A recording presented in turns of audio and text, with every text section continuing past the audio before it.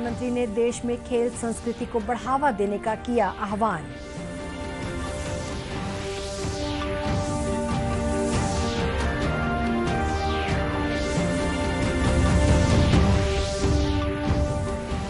Fit India अभियान की दूसरी वर्षगांठ पर लॉन्च हुआ फिट इंडिया मोबाइल ऐप। खेल मंत्री अनुराग सिंह ठाकुर ने किया शुभारंभ।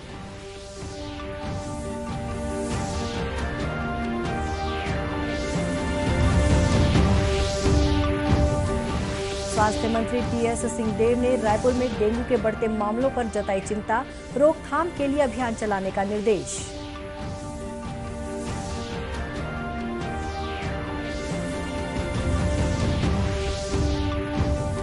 और कोरोना संक्रमण की दूसरी लहर से बुरी तरह प्रभावित छत्तीसगढ़ में 1 साल बाद सबसे बेहतर स्थिति। प्रदेश भर में कोरोना के केवल 19 नए मरीज मिले।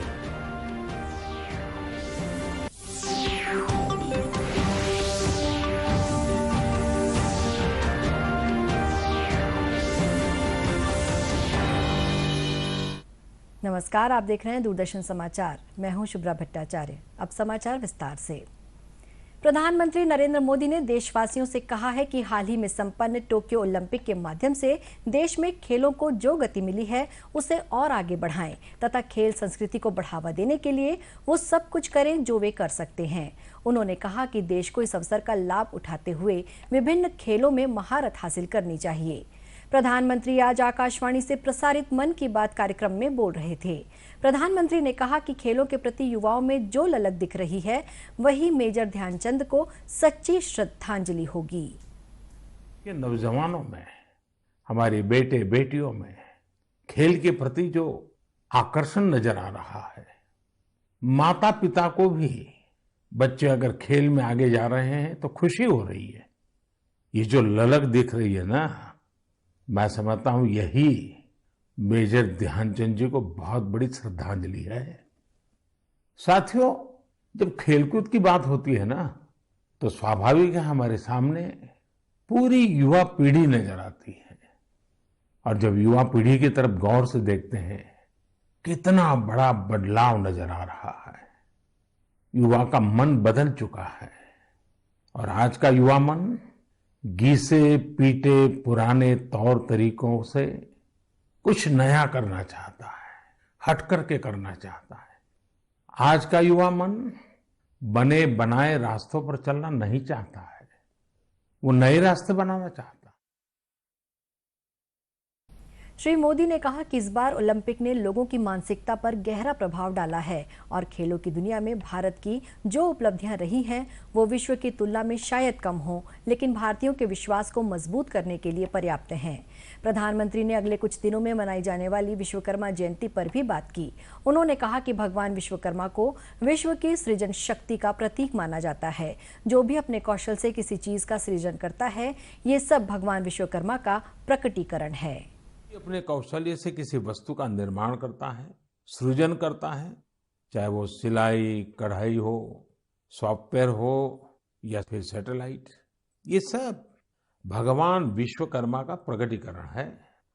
दुनिया में भले स्किल की पहचान आज नए तरीके से हो रही है, लेकिन हमारे ऋषियों ने तो हजारों सालों से स्किल और स्केल पर बल दिया है।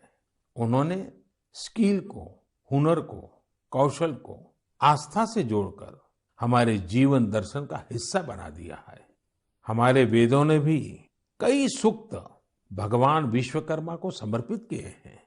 सृष्टि की जितनी भी बड़ी रचनाएं हैं, जो भी नए और बड़े काम हुए हैं, हमारे शास्त्रों में उनका श्रेय भगवान विश्वकर्मा को ही दिया गया है। प्रधानमंत्री ने कहा कि भगवान विश्वकर्मा की पूजा केवल औपचारिकता के साथ पूरी नहीं करनी है। लोगों को हुनर का सम्मान करना होगा, हुनरमंद बनने के लिए कड़ा परिश्रम करना होगा। युवा कार्य और खेल मंत्री अनुराग सिंह ठाकुर ने फिट इंडिया अभियान की दूसरी वर्षगांठ मनाने और आजादी का अमृत महोत्सव के हिस्से के रूप में आज फिट इंडिया मोबाइल ऐप का शुभारंभ किया। फिट इंडिया ऐप एंड्रॉयड और iOS प्लेटफॉर्म दोनों पर उपलब्ध है और इसे इस तरह से तैयार किया गया है कि आम स्मार्टफोन पर भी काम करेगा।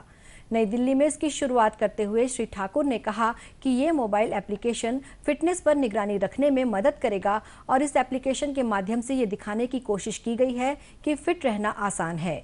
उन्होंने लोगों से इस एप्लीकेशन को डाउनलोड करने का अनुरोध किया। श्री ठाकुर ने लोगों से फिटनेस के लिए हर रोज आधा घंटा देने का आग्रह किया। फिट इंडिया मोबाइल ऐप, इसको डाउनलोड करें, अपना टारगेट उसमें फिक्स करें, अपना वेट, अपना बाकी सब कुछ, और उसके बाद अपने जीवन का आनंद भी उठाएं। फिटनेस का डोज आधा घंटा रोज, ये आपके दिलो दिमाग पर रहना चाहिए और आपके मोबाइल पर फिट इंडिया मोबाइल ऐप जरूर होनी चाहिए। वही आपको बार बार याद करवाएगा कि आज आपके दिन में क्या कमी रही, और जब 15-20 दिन तक हम इसको लगातार करेंगे, ये हमारे जीवन का हिस्सा आने वाले कई वर्षों तक रहेगा और कई वर्ष जिंदगी के और बढ़ाएगा, और वो स्वस्थ जीवन के वो पल भी बढ़ेंगे और जीवन के वो साल भी बढ़ेंगे। मोबाइल ऐप के शुभारंभ समारोह में युवा कार्य और खेल राज्य मंत्री निशीथ प्रामाणिक भी मौजूद थे। भारतीय हॉकी टीम के कप्तान मनप्रीत सिंह, पहलवान संग्राम सिंह, अयाज मेमन और अन्य इस समारोह में वर्चुअल माध्यम से शामिल हुए। प्रधानमंत्री नरेंद्र मोदी ने भारत को स्वस्थ राष्ट्र बनाने के लिए आज ही के दिन 2019 में फिट इंडिया अभियान की शुरुआत की थी। पिछले 2 वर्ष में फिट इंडिया अभियान, fit India school week, fit India freedom run, fit India movement cyclothon और कई ऐसे ही फिटनेस अभियानों के माध्यम से देश भर में लाखों लोगों तक पहुंचा है। इस समय फिट इंडिया अभियान आज़ादी का अमृत महोत्सव मनाने के क्रम में फिट इंडिया फ्रीडम रन 2 का भी आयोजन कर रहा है। ये महोत्सव भारत की आज़ादी के 75 वर्ष पूरे होने के उपलक्ष्य में मनाया जा रहा है। स्वास्थ्य मंत्री टीएस सिंहदेव ने रायपुर में डेंगू बुखार के बढ़ रहे मामलों पर चिंता जताई है। आज स्वास्थ्य मंत्री के निवास पर आयोजित बैठक में डेंगू की स्थिति की समीक्षा हुई। बताया गया कि प्रदेश भर के 375 मरीजों में से 313 अकेले रायपुर के हैं। स्वास्थ्य मंत्री ने डेंगू की रोकथाम के लिए अभियान चलाने की जरूरत बताई। डेंगू के मामले हैं, इसकी भी समीक्षा हुई। अगर आप देखना चाहेंगे तो ये स्थिति है इसकी। आज की स्थिति 375 प्रकरण, और 375 प्रकरण में से 313 प्रकरण रायपुर में है। ये रायपुर के लिए जरूर चिंता की बात है, और विभाग प्रमुख ने कलेक्टर साहब के साथ, नगर निगम के अधिकारियों के साथ बैठक करके एक बड़े अभियान की आवश्यकता है, क्योंकि जब तक नागरिक भी इसमें सहयोग नहीं करेंगे थोड़ी दिक्कत होती है। पानी, ठहरा हुआ पानी कूलर में या फ्रिज के नीचे का ट्रे है, उसमें पानी पड़ा रहता है, और वहां जाके लार्वा अगर पड़ा हुआ है तो वही डेंगू के मच्छर पैदा कर देता है। पानी फेंकना है, हमने पता चला जहां पानी है वहीं पर वो पानी फेंक दिया तो लार्वा एक पानी से जगह दूसरे पानी में जाके वहां टिक गया। छत्तीसगढ़ में इस समय डेंगू का प्रकोप है। स्वास्थ्य विभाग और स्थानीय प्रशासन की टीम कैंप लगाकर लोगों की जांच कर रही है। वहीं मोहल्लों में फॉगिंग और एंटी लार्वा का छिड़काव भी जारी है। छत्तीसगढ़ भ्रमण पर आए गुजरात विधानसभा के प्रतिनिधिमंडल ने छत्तीसगढ़ के प्रसिद्ध पुरातात्विक स्थल सिरपुर का दौरा किया। गुजरात के विधानसभा अध्यक्ष राजेंद्र त्रिवेदी की अगुवाई में विधायकों ने सिरपुर में लक्ष्मण मंदिर, गंधेश्वर महादेव मंदिर, बौद्ध विहार और सुरंग टीला देखा। संस्कृति और पुरातत्व विभाग के अधिकारियों ने गुजरात के प्रतिनिधिमंडल के साथ सिरपुर से जुड़ी जानकारियां साझा की। गुजरात के विधानसभा अध्यक्ष श्री त्रिवेदी ने मीडिया से बातचीत में बताया कि एक भारत श्रेष्ठ भारत के तहत प्रधानमंत्री ने गुजरात एवं छत्तीसगढ़ को एकात्म किया है। इसके जरिए दोनों प्रदेशों में सांस्कृतिक, धार्मिक संस्कारों का आदान प्रदान होना है। सूरत के सिक्के का सिरपुर में मिलना ये साबित करता है कि गुजरात पहले से ही छत्तीसगढ़ से जुड़ा हुआ है। जिसके ऊपर सूरत का जिक्र है, वहां के दरिया किनारे पर मिलती हुई जो छीप है एक विशिष्ट प्रकार की, वो भी यहाँ से मिली है। इसका मतलब यह है कि गुजरात बहुत पहले से छत्तीसगढ़ के साथ जुड़ा हुआ है, या यूं कहे कि छत्तीसगढ़ की भी पूरा प्रदेश वो भी गुजरात से कहीं न कहीं जुड़ा हुआ है। दूसरी बात बहुत महत्व की यह है कि जब आदरणीय सरदार पटेल जी ने एक भारत बनाया, उसको श्रेष्ठ भारत बनाने की जो बात है, जो कल्पना है, उस कल्पना को इस जरिए हिस्टोरिकल स्थिति के जरिए हम सिद्ध कर सकते हैं। गुजरात के विधानसभा अध्यक्ष राजेंद्र त्रिवेदी ने इस कार्यक्रम के तहत छत्तीसगढ़ के विधानसभा अध्यक्ष डॉक्टर चरणदास महंत को गुजरात आने का न्योता दिया है। देश के 2 राज्यों के बीच सामाजिक सांस्कृतिक साझेदारी के साथ राष्ट्रीय एकता को बढ़ावा देने के लिए मानव संसाधन विकास मंत्रालय ने एक भारत श्रेष्ठ भारत कार्यक्रम शुरू किया है। ये दौरा इसी कार्यक्रम के तहत आयोजित है। कोरोना संक्रमण की दूसरी लहर से बुरी तरह प्रभावित छत्तीसगढ़ ने 1 साल के बाद सबसे बेहतर स्थिति देखी है। शनिवार को प्रदेश भर में कोरोना के केवल 19 नए मरीज मिले।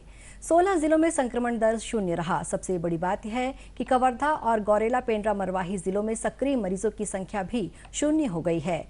जुलाई 2020 के बाद ऐसा पहली बार हो रहा है जब एक दिन में कोरोना संक्रमण के इतने कम मामले सामने आए हों। संक्रमण दर घटकर 0.09% रह गई है। स्वास्थ्य विभाग के मुताबिक शनिवार को दिन भर में प्रदेश के 21,878 नमूनों की जांच हुई। इस दौरान केवल 19 लोगों में संक्रमण की पुष्टि हुई है। राजनांदगांव, बेमेतरा, कबीरधाम, धमतरी, महासमुंद, कोरबा, मुंगेली, गौरेला पेंड्रा मरवाही, सूरजपुर, बलरामपुर, कोंडागांव, दंतेवाड़ा, सुकमा, कांकेर, नारायणपुर और बीजापुर में संक्रमण का एक भी नया मामला सामने नहीं आया है। वहीं कबीरधाम और गौरेला पेंड्रा मरवाही जिलों में अब कोरोना का कोई बीमार नहीं है। ऐसा पहली बार हो रहा है जब लगातार 3 दिनों तक मौत का आंकड़ा स्थिर रहा हो। स्वास्थ्य विभाग के अफसर इसे बड़ी राहत मान रहे हैं। प्रदेश भर में अब तक 13,555 लोगों की जान कोरोना संक्रमण की वजह से जा चुकी है। इसमें सबसे अधिक मौत मार्च 2021 के बाद ही हुई है। इधर स्वास्थ्य मंत्रालय ने बताया है कि देश में कोविड संक्रमण से स्वस्थ होने की दर 97.53% हो गई है। इस दौरान 35,000 से अधिक रोगी स्वस्थ हुए हैं। अब तक 3,18,88,000 से अधिक लोग कोविड से स्वस्थ हो चुके हैं। देश में पिछले 24 घंटों में 45,000 से अधिक नए मामले दर्ज हुए हैं। आज खेल दिवस है। इस अवसर पर उपराष्ट्रपति एम वेंकैया नायडू ने लोगों को शुभकामनाएं देते हुए कहा कि कॉरपोरेट जगत सहित सभी हितधारकों को खेल के क्षेत्र में अपना योगदान देना चाहिए ताकि आने वाले वर्षों में भारत सभी स्तर पर बेहतर प्रदर्शन कर सके। उन्होंने युवाओं से खेल में रुचि लेने को कहा क्योंकि इससे व्यक्ति शारीरिक तथा मानसिक रूप से फिट रहता है। उपराष्ट्रपति ने हॉकी के जादूगर ध्यानचंद की जयंती पर उन्हें श्रद्धांजलि दी। युवा कार्य और खेल मंत्री अनुराग सिंह ठाकुर ने सभी खिलाड़ियों, कोच और खेल से जुड़े लोगों को खेल दिवस की शुभकामनाएं दी। उन्होंने मेजर ध्यानचंद की जयंती पर भी युवाओं से देश को खेल के क्षेत्र में उच्चतम स्तर पर ले जाने का संकल्प लेने को कहा। इधर छत्तीसगढ़ के विभिन्न शहरों में खेल दिवस पर प्रतियोगिताओं का आयोजन हो रहा है। रायपुर के सरदार वल्लभ भाई पटेल अंतर्राष्ट्रीय हॉकी स्टेडियम में खिलाड़ियों ने मेजर ध्यानचंद के चित्र पर पुष्पांजलि अर्पित की। वहीं मैत्रीपूर्ण प्रतियोगिता में हॉकी के जलवे दिखाए। उधर राजनांदगांव जिले के डोंगरगढ़ में आयोजित एक कार्यक्रम में राष्ट्रीय और अंतर्राष्ट्रीय प्रतियोगिताओं में खेल चुके खिलाड़ियों का सम्मान किया गया। इस अवसर पर बोलते हुए अंतर्राष्ट्रीय हॉकी खिलाड़ी मृणाल चौबे ने कहा कि कोरोना संक्रमण के इस दौर में खिलाड़ियों को अपने खेल से जुड़ा रहना चाहिए ताकि खिलाड़ी अपनी इम्यूनिटी बरकरार रख सकें। इस दौरान डोंगरगढ़ में खेली जा रही 21वीं सीनियर राज्य स्तरीय विशु प्रतियोगिता का समापन हुआ। ये प्रतियोगिता 27 अगस्त से शुरू हुई थी। इसमें प्रदेश भर के 19 जिले के बालक बालिका वर्ग के 290 खिलाड़ियों और उनके प्रशिक्षकों ने हिस्सा लिया था। इस प्रतियोगिता में विजयी प्रतिभागी सितंबर माह में अमृतसर में होने वाली राष्ट्रीय सीनियर विशु स्पर्धा में हिस्सा लेंगे। आजादी के लिए भारत का शानदार संघर्ष आधुनिक विश्व के महानतम संघर्षों में से एक है। दूरदर्शन समाचार इस शानदार संघर्ष की झलक रोजाना आपके लिए लेकर आ रहा है। आज हम बात करेंगे स्वतंत्रता संग्राम सेनानी काजी नजरुल इस्लाम के बारे में। आज महान स्वतंत्रता सेनानी और क्रांतिकारी कवि काजी नजरुल इस्लाम की पुण्यतिथि है। इस विलक्षण प्रतिभा ने ओजपूर्ण रचनाओं के जरिए अंग्रेजों से मोर्चा लिया। ब्रिटिश शासन के खिलाफ नजरुल का विरोध उस समय शुरू हुआ जब वे प्रथम विश्व युद्ध के समय ब्रिटिश सेना के कराची स्थित 49वें ऑल बंगाली रेजिमेंट में थे। कराची में ही वे बोल्शेविक क्रांति के प्रभाव में आए। युद्ध के बाद नजरुल अपने गृह राज्य बंगाल लौट गए, ये संकल्प लेकर कि वे ब्रिटिश शासन के खिलाफ लिखेंगे और लोगों को एकजुट करेंगे। कुछ वर्षों में ही वे असहयोग आंदोलन से प्रभावित हुए। भारत की निर्धनता और पीड़ा उनकी कला चेतना और काव्य कृतियों का आधार बन गई। इस काल की नजरुल की लोकप्रिय कविताओं का संग्रह अग्नि वीणा की रचनाएं उनकी नव जागृत राजनीतिक चेतना से ओतप्रोत हैं। अग्नि बीणा की एक कविता है विद्रोही। शीरिने हरियामारी नत शिरोई शिखरे हिमाद्रीर बलबीर बल महाविश्वेर महाकाश फाड़ी चंद्र सूर्य ग्रह तारा छाड़ी भूलोक दुलोक गोलोक भेदिया खोदार आसन आरश छेदिया उठियाছে चिर विस्मय आमी विश्व विधाता। इसी प्रकार खिलाफत आंदोलन ने उन्हें हिंदू मुस्लिम भाईचारे की अहमियत और आवश्यकता से रूबरू कराया, जो अंग्रेजों के खिलाफ एकजुट होकर उभरा था। नवंबर 1922 में काजी नजरुल इस्लाम को ब्रिटिश सरकार ने राजद्रोह के आरोप में कलकत्ता में गिरफ्तार कर लिया। राजद्रोह के आरोप पर सुनवाई के दौरान नजरुल ने अदालत में अपना पक्ष खुद रखते हुए सरकार को चौंका दिया। नजरुल इस्लाम ने आकाशवाणी कलकत्ता के लिए काम किया। उन्होंने कई फिल्मों में अभिनय किया और अनेक गीत लिखे। नजरुल गीति उनके बंगला गीतों की विधा है।